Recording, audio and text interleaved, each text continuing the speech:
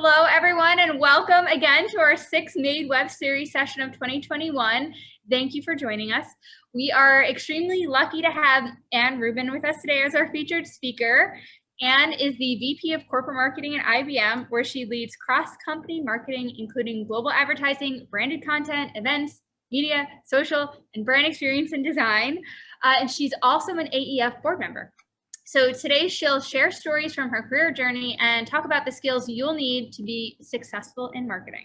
And before we get started, a quick reminder that you will be on mute and we'll take questions at the end. So feel free to use the chat function if you'd like to ask it. Or if you want to come off mute to ask your question directly to Anne, just use the hand raise function. I'll call on you and then you can just take yourself off mute. Okay, without further ado, Anne, take it away. Thank you guys for joining. I'm so delighted to be speaking to the Made interns. I have met some of you. I've been impressed with all of you. I love this program. As Sarah mentioned, I am on the executive board of the AEF and have been involved with Made from the start. And I think it's a great program. And you guys are all, it's so amazing that you're taking advantage of this. So I am Anne Rubin, as Sarah said. I'm Vice President of Corporate Marketing. And I'm going to talk to you today a little bit about just how to find some success in the marketing industry as you kind of go through maybe your first internship, or maybe you've had a couple, but you're just starting out, some things you can keep in mind as you move forward in your career.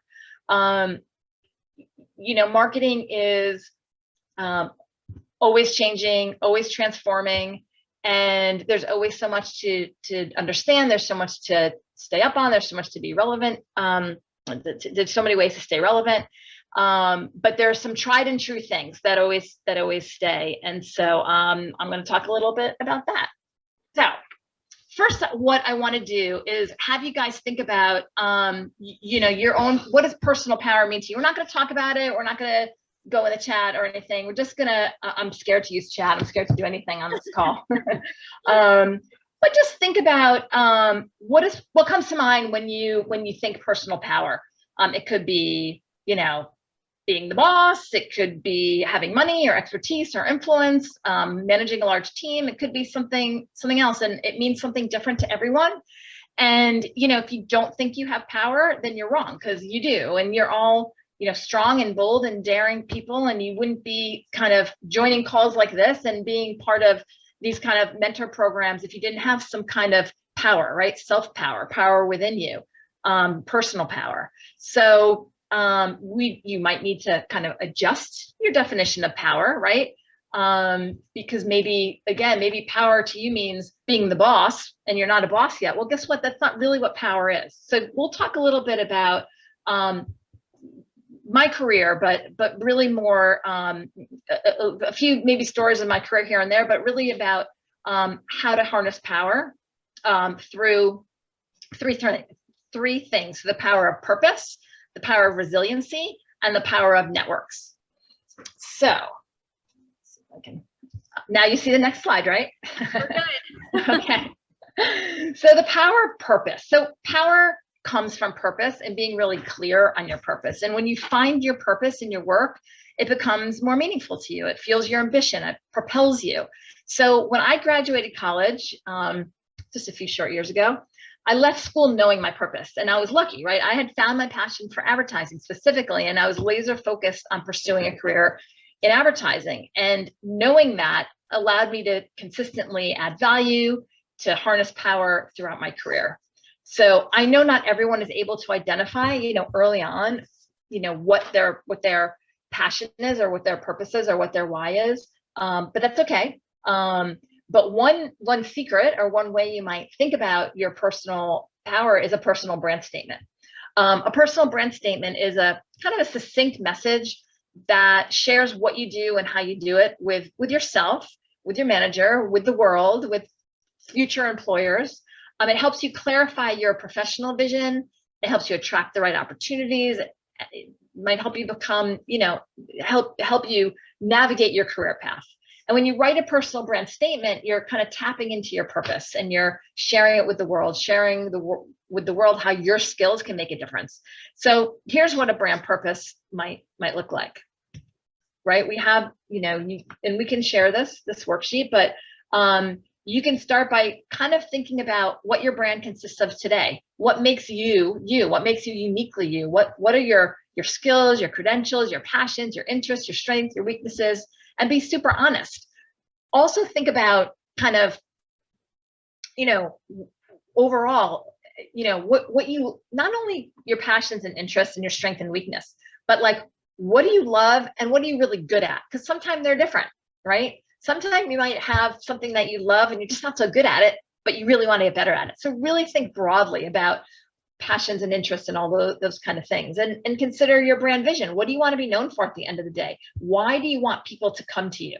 And again, you're very early in your career, and that's okay. Like, what are the answers to these questions today? And then what do you want to communicate? What do you want that your personality of your own brand personality to be? What differentiates you? Right. So you want to have your overall brand purpose is around your vision, your mission, your message, and your personality. So, the goal will change as you go from a job, one job to another job, or a project to project, or if you become an executive or a manager, your personality might evolve, your career choices might evolve, the words across this whole page might evolve, but the core message, kind of what makes you, kind of stays the same. So anyway, it's your document. You don't have to share it with anyone, but it keeps you grounded. And whenever if I have a mentee and they come to me and like, I'm trying to figure out what I want to do, I'm trying to figure out my next choice, my next career choice, I'm trying to navigate my career path, I always have them do a brand statement, because it helps ground you in what you really, really want. And then when you go interview people, you hone it helps you hone your story. It helps you be consistent, and it helps you really be able to talk with clarity about what you want next. So that's, something that's really helpful when you're talking about power of purpose. Because in my mind, having clarity of purpose and understanding your own brand makes you powerful, right? Because it makes you confident. Like, what you want, you're going to go get it, makes you feel powerful. When you're struggling and asking a lot of questions, it makes you feel a little bit less in control. Okay, next is the power of resiliency. So, I mentioned that I knew I was lucky, right? And I knew my purpose when I graduated college, I started my career, and that clarity translated to resiliency, and that resiliency drives power. Because, even if you have this amazing 5-year plan or 10-year plan or even a 15-year plan mapped out, reality is that your plan, will not actually happen the way you think it does. It's not a straight line. You're going to have so many hiccups and so many bumps along the path that you really need to have resilience and flexibility and agility and humility and all those things to kind of get through it. So, and remember, resilience is not just about recovering from misfortune. It's also change. Just change that comes about, right? Change is hard, and you need to, but everyone deals with change in different ways, and we all have change thrown at us. But resiliency will help you get through those times of change where you don't really know what's around the corner, you don't really know what's next. So, I knew what I wanted to do from the beginning of my career. When I graduated college, I went to New York. I'll tell you a little story of how I got started. I went to New York. I slept on a friend's couch, who actually is still a really good friend to this day. And I literally pounded the pavement every day, dropping off my resume at receptionists desks at all the big ad agencies. And that's how you did it then, right? There was no LinkedIn. Like you pounded the pavement. You had your little, leather portfolio with your resumes, and you dropped them off, or you mailed them. But I thought, I'm not going to mail them. I'm going to drop them off. So one day I came out of an agency. It was Y&R. I was on Madison Avenue, and this guy came up to me, and he just took one look at me and like my little interview suit and my little pumps and my, portfolio with all my resumes. And he asked if I was looking for a job in advertising. And, I was coming out of a big ad agency. And I looked at him like incredulously, like, was it really that obvious? Like, how did he know, I guess he just had an eye for it. I just didn't know what to do, but he's like, come with me. I'm going to help you. I'm a recruiter. I help people find jobs in advertising. So I followed him and we went into this like super seedy building. I can picture it perfectly, up this like creaky little elevator. And then it opened into this large office with lots of people my age, talking to lots of recruiters. And I vividly recall telling my mother about this and her wondering if I had lost my mind, literally like going to some random building with some random guy in the city in this elevator. But nothing was going to stop me from getting my first job in advertising, right? That's the power of resiliency. My resiliency kind of radiated and gave me power and gave me confidence. Like, I'm going to get through this. And I don't care if there's misfortune or change, like, I'm going to make this happen. And the weird thing that happened next was that the guy told me to take a typing test. I'm like, well, I don't really know I need to take a typing test for advertising, but yeah, I'm going to do it, whatever comes my way. So took a few tries, but I passed it. And he sent me out to this small agency, mid-sized agency called Cunningham and Walsh on Madison Avenue to work on this major account, Procter and Gamble. And I was totally thrilled. And I interviewed with HR and I got the job. And it really wasn't quite what I was expecting. It was pretty much the assistant account executive. Actually, not even assistant account executive. It was assistant account coordinator. Like, it was like the most entry level. And I had to type, and I had to type a lot. And my duties weren't quite what I had imagined. But I was assured by everyone around me that this is how people got started in advertising. And I was lucky to be given this opportunity. And so I went for it. And I got promoted after 6 months to an actual account coordinator, not the assistant account coordinator. And then 6 months after that to the assistant account executive. And what I learned there is that no matter what you do it perfectly. So other than the resiliency part and like, just go for it, try it, take what's thrown at you. If they tell you you're going to type. But if you're putting out the pens and pads for the meeting, make it look perfect. Make that conference room for the client, make those pads and pens as straight and perfect as they can be. If you're typing, like no typos, like everything's got to be perfect. And if you do things perfectly, even the small things, you're going to be given more and more responsibility. So when you're starting out in your career, do whatever is asked of you and do it perfectly well. And that will enable people to have trust in you and give you more responsibility. And that keeps you motivated to keep being resilient in your next task. And so resiliency, helped me harness that personal power. Okay, so lastly, the power of networks. Power comes from your network, right? Because you can't do anything alone, and your networks are one of your most valuable resources. So, and don't think about networks as one kind of person, right? Think about a T. It's people above you, so your manager, your boss, your leadership team, one day the vice president you support, but there's also people next to you, right? That part of the T, your peers, your friends, the people to the side of you, your cross-team contacts. Today you're all interns and you likely don't have anyone reporting to you, but eventually your network will also consist of the people more junior to you, just starting out. So you've got people above you, to the side of you, below you. That's all of your networks. All of those people are part of your network. You're all part of my network now. People in other companies are part of your network who do similar jobs. Reach out to someone who does this, and maybe not today, but when you get your first job, go on LinkedIn and find people on LinkedIn with similar jobs at other companies and reach out, and they become part of your network. As you have mentors from other jobs, you all have mentors as part of the MAID program. They are a part of your network forever. All of these relationships are drivers of your success and help add power because they're there for you and they support you. I've been surrounded by incredible leaders throughout my career, but I got to where I am not just because of the VPs, or my bosses who knew me and knew my work and gave me chances. I got where I am because I had the support of my entire network. I had people I could lean on, people I could bounce ideas off of, people I could ask for help. I had people, on my team who were better than me at things, right? So I have amazing vice presidents who work for me. They're all so good at what they do. They are part of my network and they support me and they help me be better. So I've learned in both my professional life and my personal life that you cannot do this alone. You can't do anything alone. You can't be afraid to ask for help.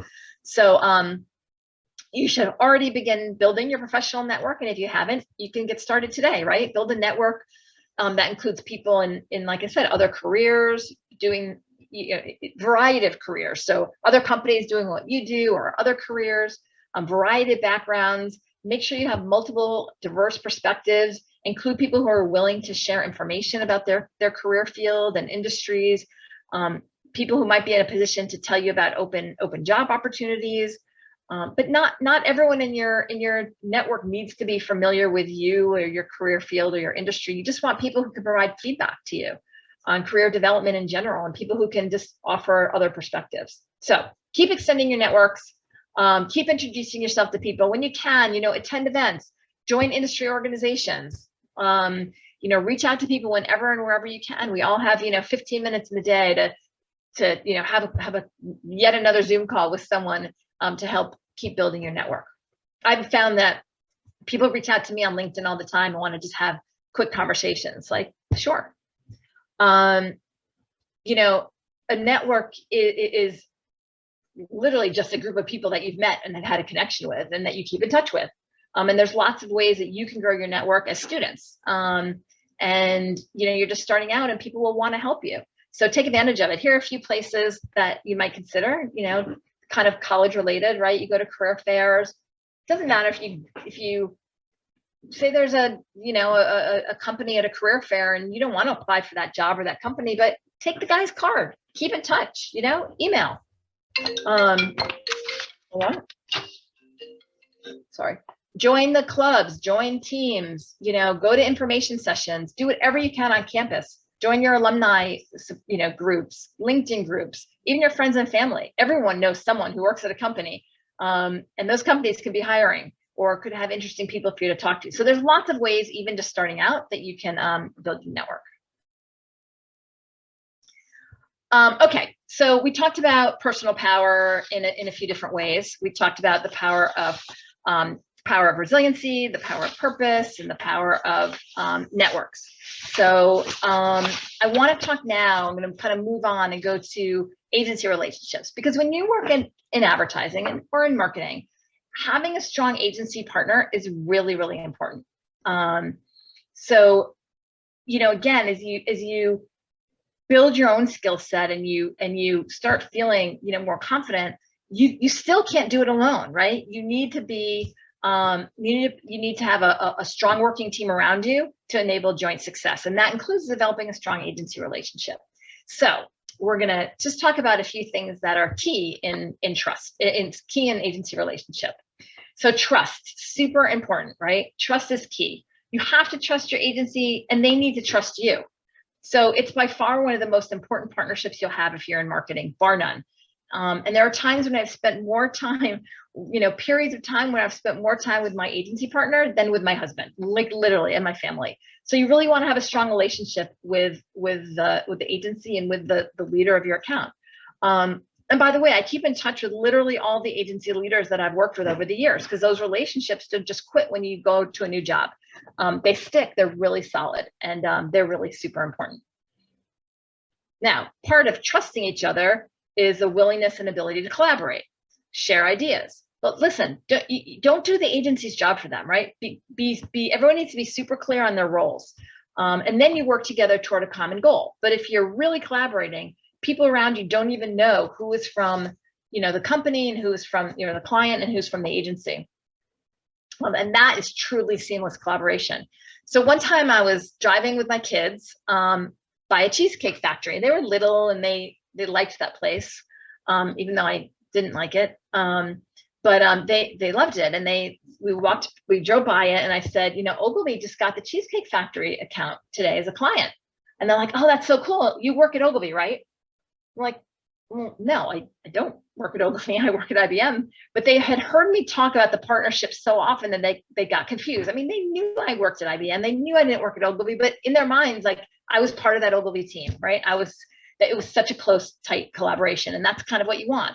Oftentimes we have meetings at IBM with our Ogilvy partners and IBMers, and there's people who just, they don't know. They often don't know, like, who's from the agency, who's from the client.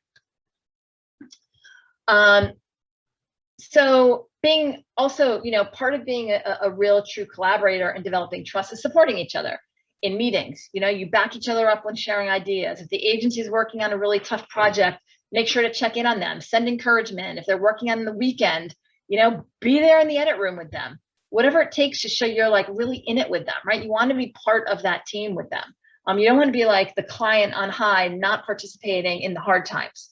Last week, the agency was getting ready for a big presentation to our chairman, actually, and it was a really late night, and I wasn't there, and I didn't need to be there for this, but it was a late night, and I sent them like warm cookies in the middle of the night from insomnia, right? It's just like a little kind of, I'm thinking of you guys, I'm supporting you, I'm in there with you, not really in there with you, but enjoy this and have a moment, you know, because they were working really hard for me and I wanted them to know I appreciated it. And of course, like any relationship, you need to respect your partners, right? You need to listen to them. You need to learn from them. If you don't respect them, there's no way you'll be able to do any of the other things like trust and collaborate and support and learn and create and all of those things that you do. So if you don't respect someone on the team, you need to bring that up as an issue as you manage the partnership. Now, not only do you need to respect the people, you need to respect the process, right? Respect the process. Understand the process, know what goes on behind those agency doors, learn what the various roles do at the agency, understand what it means to traffic digital assets or use various tools or work with a creative team. I started on the agency side and I always felt that it made me a stronger, better client because I know how things work. I can relate to what the agency is going through. I know also I can call bullshit, right? If I like, that's not really what's going on there. Like I've been there. And so it makes me a better, stronger partner. You know, one of the most important parts of the process of understanding the process is providing feedback, but clear, actionable, timely feedback, not feedback that's like, let's push this a little further. I don't like that. Or, you know, let's take it up a notch, right? That's an old favorite. That's not feedback, right? Feedback's providing specifics about why the work is not aligned to the brief, why you think the audience won't relate to the creative, you know, et cetera. Like why the creative brief isn't quite right, but like really why. One time I was on the agency side and I literally had a client say to me when they were looking at a print ad, they didn't like the person's outfit. And it was blue. Like I remember this and it was like 25 years ago. Like they didn't like the blue outfit. Like who doesn't like blue? And why are you commenting on the outfit? Like that's not your job, right? Your job is to tell me that you believe that this piece of creative is on brief and is delivering the message properly and is technically correct. So you need to deliver clear and actionable feedback.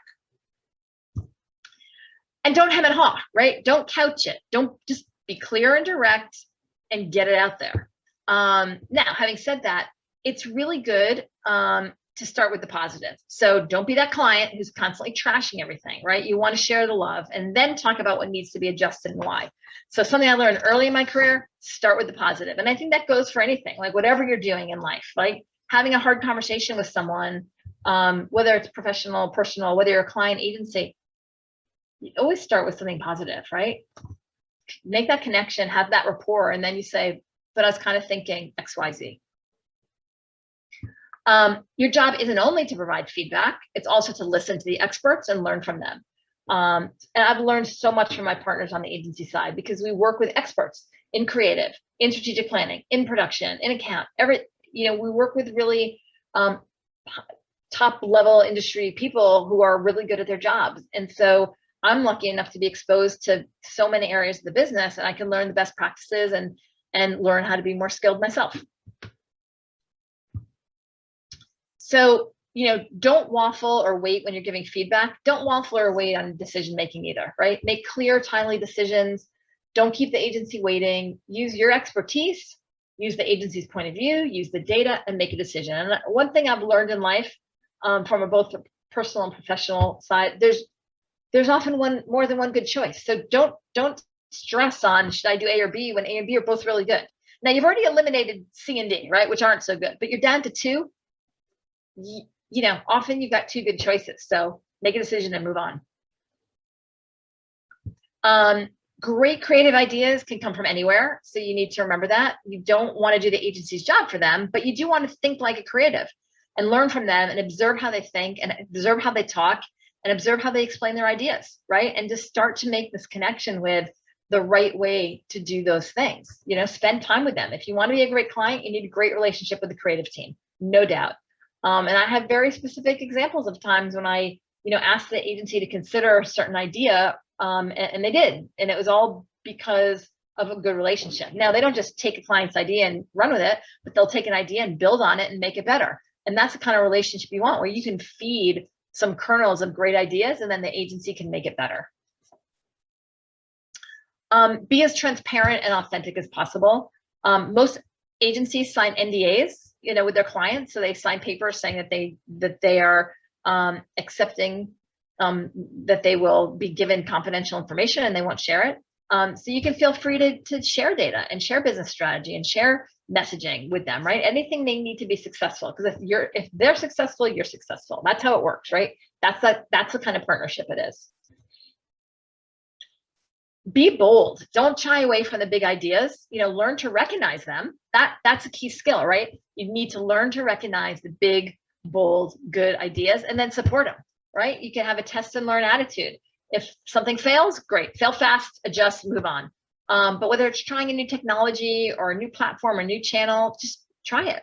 Try it, test it, monitor it, adjust it, optimize it. But don't be afraid. Don't be afraid to try big new things. Motivate each other, lean on each other, ask for help and advice when you need it from the agency, but keep them pumped up and keep them excited for what's to come, right? Kick off the big projects with excitement and enthusiasm. You got to keep them kind of super motivated, because the job is really hard. It's a hard job, but it also can be super fun and super rewarding. So just got to keep them in the game. And sometimes it just takes a little cheerleading to do it. Eat with the team. Seriously, eat with the team. Go out to eat. Get to know them as people, have fun times together, have some experiences together. You need to draw on that, right? You need to have some fun times so you can draw on the fun times during the rougher times, the crazy times. And I've got a gazillion memories of fun dinners out with, the client agency team together. And it doesn't have to be fancy, and it usually isn't, but just get to know the team outside the office, have some fun. I remember one time I was with my agency partner, Lou Aversano, I'll tell that story after. I was with Lou. We were at a pool hall, and we had just finished a big campaign or just launched a new campaign. And we had my whole agency, my whole client team and his whole agency team. And Lou, shortly after running the IBM account, became, president of Ogilvy, New York. And he's moved on from Ogilvy since, but he was senior leader. And we took everyone out to a billiard hall, pool hall. And we were eating, drinking, just having a good time. And we started playing pool for what we called tactic points at that time, right? So every TV spot, every print ad, every digital banner, everything was worth a certain number of points. That's how we did kind of our fee, right, in negotiations. So we started playing pool for tactic points, like if you get that, make that shot and I'll give you an extra print ad. Make that shot and I'll give you an extra TV spot. So it's just fun times, being crazy, or I know that doesn't sound crazy, but it was silly and fun, and just a memory I have from a long time ago. And you just got to go out with the team. That's and celebrate, and just make sure to celebrate the good times, celebrate the successes. Agencies often enter their clients' work into award shows. So attend the event together, cross your fingers for the gold, and just celebrate the journey. And if you win, you win, and that's awesome. If you have a good meeting, go out for a drink after. We just did that last week. We had a big meeting and we went out afterwards for a drink. And let me tell you, it had been a year and a half basically since we did that, right? I missed my agency team, and it was amazing for the first time since the pandemic to do an in-person meeting and then go out afterwards and just reconnect. So, after being on Zoom with them every day for whatever, a year plus, to actually be with the humans. So it can be really fun to celebrate great moments with your team. And lastly, be confident, right? A strong agency relationship will make you feel confident and powerful and in control of the process, right? Because if you are confident, if you're in control of the process and you have this relationship and you know they have your back and you have their back, then everything's going to go right? It will all contribute back to your personal brand, back to your personal power, and just make you feel like you've got what it takes to make great things happen. And part of having what it takes is having a great partnership. So that's it on agency relationship. And I'm just going to wrap up with a few lessons learned. So we talked about some of them. Know your why and build your personal brand, right? Do it. Never too early to start writing up that brand statement. Be resilient. The path may change, but you'll still get there eventually. You know, when I was a director at IBM, I was my first executive job, and I really wanted to be, and I was doing advertising and some other things, and I really wanted to be the VP of advertising. And my boss said, you will not be a VP if you don't go into a geography, right? I had been in a business unit, I had been in corporate, I'd never been in a geography. I didn't want to go to a geography because going to a geography meant I was not doing advertising, I was doing like demand gen, and I didn't want to do that. She's like, Anne, you're not going to get your VP slot if you don't go to the geography. It's like, okay, I'm going to go to the geography. And lo and behold, a year later, she called me back. Okay, the job you want, VP of advertising's just opened up. Now you've got your geography experience. Come on back. You're good. So my path wasn't exactly every moment what I thought, and I had to do this thing I didn't really want to do, but I stuck it out, and then it turned out I got to do what I wanted to do. So sometimes you have to take a little zig to get your zag. Build your network. We talked about this a lot, up, down, and sideways. Don't be afraid to ask for help. No one can do this alone, whether it's with your teammates, your peers, your family, your agency. Don't be afraid to ask for help. Be a bold decision maker. Take some risks. Stay relevant. You know, there's all kinds of things you can do to stay relevant in the industry, right? You can read industry news and publications. You can attend conferences. You can listen to podcasts. You can join professional groups. You know, follow every industry executive, thought leader, and organization on social media. Lots of ways to kind of stay relevant and know what's going on in the industry. Be a curious learner. Like, take classes, and they don't have to be expensive. Go back to college classes, but you can find things online. You know, it's kind of along the same lines as being relevant, but be curious and keep up with all the new things that are happening. Make sure you've got some balance and some priorities. You know your priorities, especially as you get older, as you have a family. It's like, you know, it's not brain surgery. Like I always tell my team, like, it can wait till tomorrow. Like, you don't have to do it at 10 p.m. Like, just do it tomorrow. You don't even have to do it at 6 p.m. If we can't meet today, we'll meet tomorrow. It's like, it's okay. Let's have some balance in our life. Let's have some priorities. And I think that has changed a lot over the last year. People are seeing what it's like to spend more time with their families, and people are seeing what it's like to not commute, and people are seeing what it's like to have a little bit of a better balance. So, you know, we need to keep that up. And then tell your manager what you want, or she won't know, or he won't know. And I've experienced this where I thought it was super obvious. Like, I wanted to be part of this one team. It's like outside my normal job, but it's just kind of a team. And I wanted to be part of it, this extra thing. And I told my boss I want to be part of it. And she's like, well, I never knew. Glad you told me. I'm like, well, how would you not know? Isn't it obvious? No, it's not obvious. Like, how would I know if you don't tell me? Not everyone wants the same things, right? Not everyone wants it. Some people don't ever want to be a manager. They just want to be an individual contributor. Some people want to be a manager, but not an executive. Some people want to have all the extra things. Like, everyone's different. And if you don't tell your manager what you want, they're not going to guess, right? You have to be your own best advocate. So that, just a few lessons learned. And I think I will also just, you know, show you, if you have your personal power, and if you have the confidence, and if you have a great agency relationship, and you think about all the kind of lessons and ways to be successful, then you get to go out and create amazing work like this, right? This is just a sampling of some of the work that I've done over the past years. You know, some famous accounts, some famous work like eBusiness and Smarter Planet.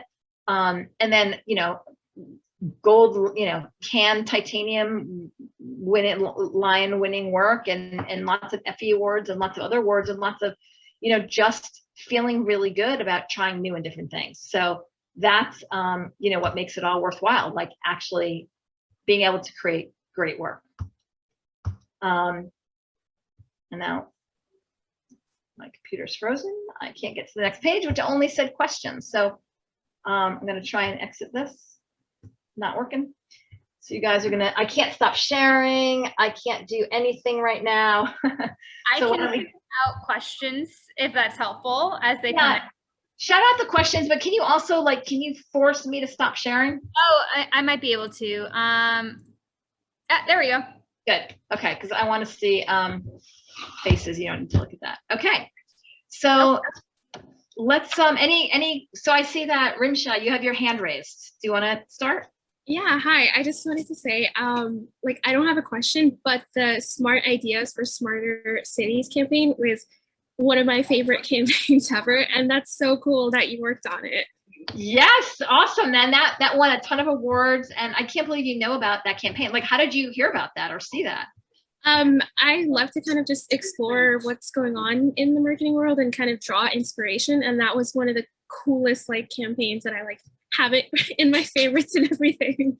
Oh, I'm so proud. I'm so excited to hear that. Yeah, that was a great campaign. It was during our Smarter Planet time, and what it was is there was a visual of it. Before, it was a billboard with a top, right? And it said smart ideas for smart cities, and if it was raining, you could stand under it. So it was making the billboard itself. It was an IBM billboard, but making it have utility. There was another one that was along some the side of stairs, and the bottom of the billboard had a flat part that went up the stairs. So if you were in Europe, which is where it ran, if you had one of those little trolley bag things that people go shopping in, you can easily bring it up the stairs, and it was built in as part of the billboard. And there was others, but thank you so much for commenting on that.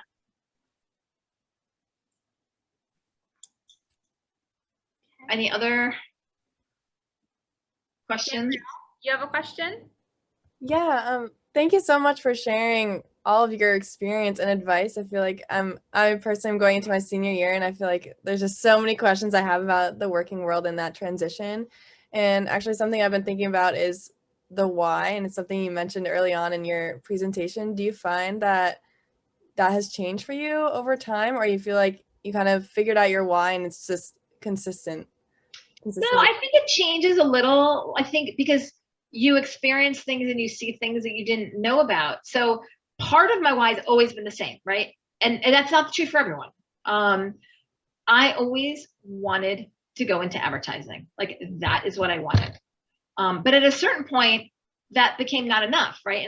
And my why wasn't just about, okay, I want to be a great advertising person. I want to connect with our customers no matter what it takes. I want to create amazing experiences, whether that's an advertising experience, an event experience, a social experience, whatever it is. And so I love that my job, crosses so many different types of content and types of disciplines, because I can expand the why from doing great advertising to doing all kinds of great things to make people feel something about IBM.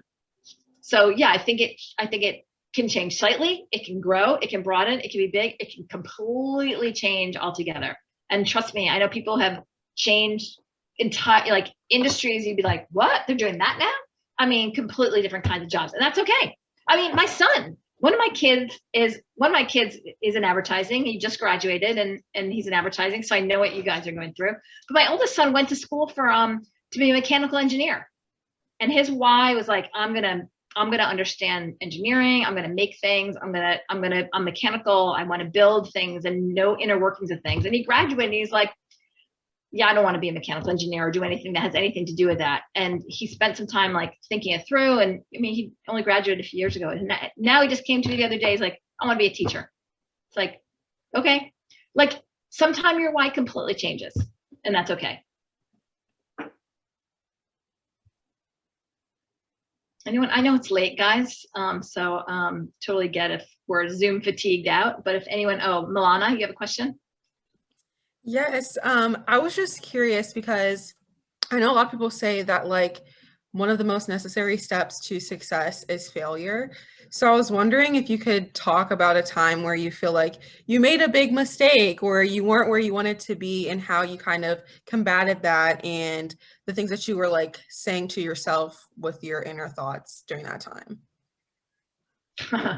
Well, one that sticks out for me, this isn't about a campaign. This is just about a personal experience. So I was on the agency side. I was an account executive, or maybe an account supervisor.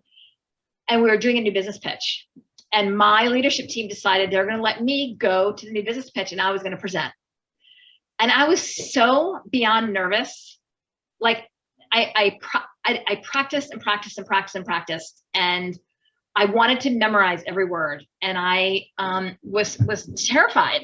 And so I went to this new business pitch and I completely messed it up because I had tried to memorize all my speaking notes and I couldn't remember every word. And because I wanted to remember every word, if I couldn't remember one word, I'd completely falter and then lose my train of thought. And it was horrible. It was the most embarrassing moment of my career.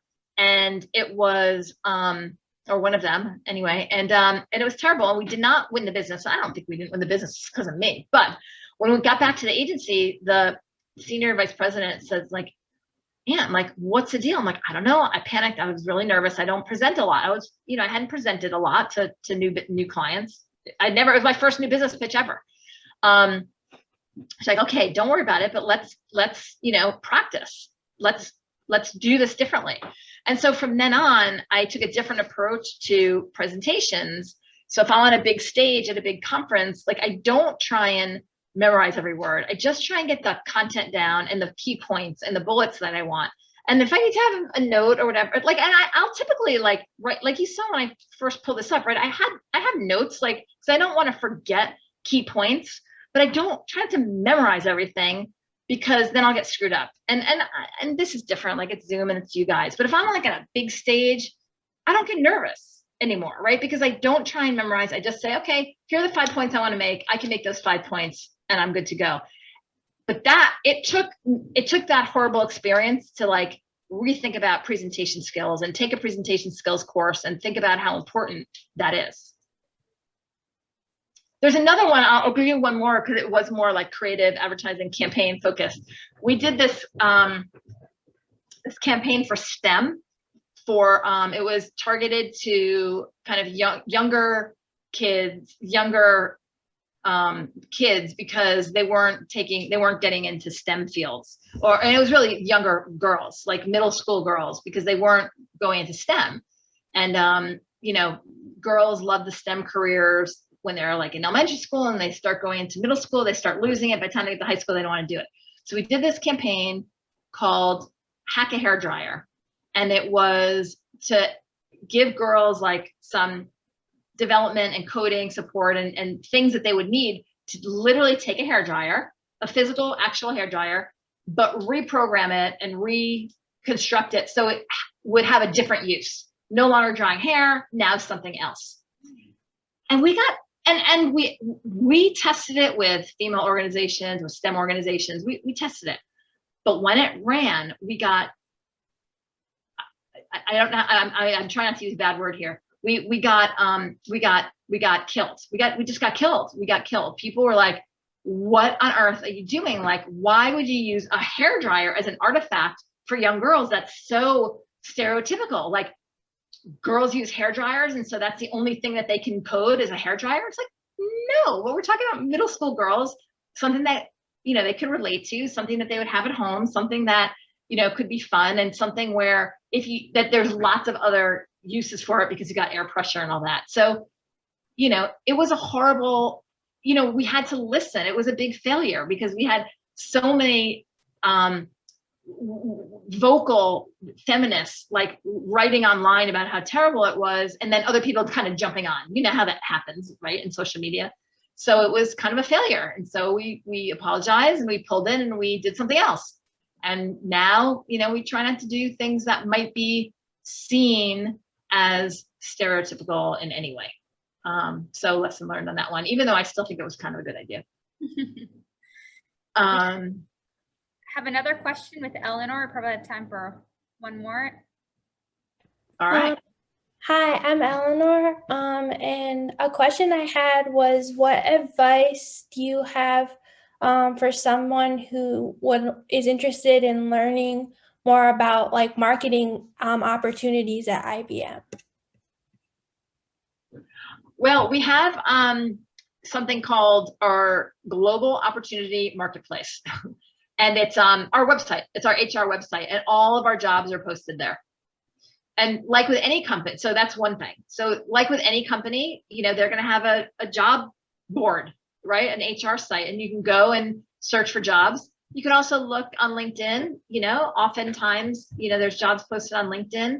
You can start, you know, following, you know, leaders at, you know, at IBM, follow like, IBM HR, I forget what their handle is, but IBM HR or IBM people. I forget what, oh, Sam's putting in our employment link. Thank you, Sam. But there's, you know, HR handles that you could follow. So there's ways to do it, but the most direct way is just go online and search, as well as connect with people on LinkedIn that are in the field you want to be in at IBM or any other company that you're interested in. Okay. And the other thing, by the way, just you tell everyone you know. Like if you have a company you're interested in, tell everyone you know. I'm interested in working at this company. You know anyone? Especially a company like IBM, we have 400,000 people. Like someone you know knows someone at IBM. Mark my words. So, you know, talk to people. Talk to people. Thank you. Sure. Great. Well, I think that's a good place to end it. And another huge thank you to you for your terrific presentation. I loved all the memes. I'm sure everyone else did too. And it really is always so amazing hearing about someone's career journey and all the tips and tricks you've picked up along the way. So thank you again. For everyone else, we did record today's session and we will be posting it to our website next week. So in case you want to rewatch it, it will be there. And just really quickly, our next session will be on Wednesday, July 14th at 6 p.m. Eastern, featuring Marcelo Galdieri. He's the SVP of Digital Experiences at National Geographic, and he'll talk about how the National Geographic brand stays relevant as they transition from a print-first publication to a digital subscription business. All right, that's it. Thanks again for tuning in, and we will see you next time. Bye, guys. Guys, bye. Bye, Anne. Bye, Sam. Thank you. Thank you.